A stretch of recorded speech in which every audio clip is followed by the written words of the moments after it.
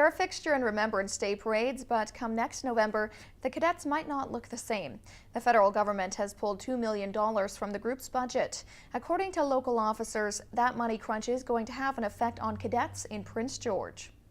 Piece by piece, In Navy League, I won Best Cadet in Canada, so I'm allowed to wear that in the season. young cadets like Cameron Taylor take pride in keeping their uniforms in top shape.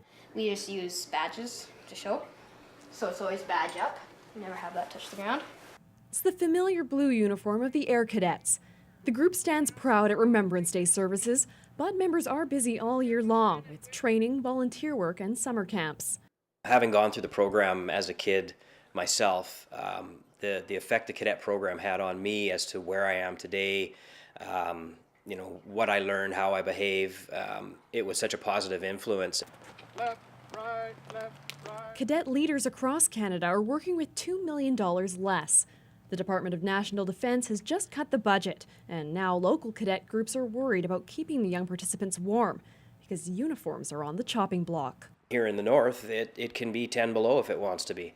And if they don't have that kind of gear, they're either not going to show up or they're not going to look like the cadet uniform unit that they're supposed to look like. At first blush, you have quite a reaction to it and say, oh my gosh, how is this going to affect the cadets?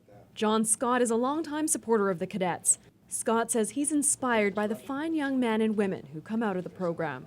That's encouragement to me, and that's why the Legion is a big supporter of that.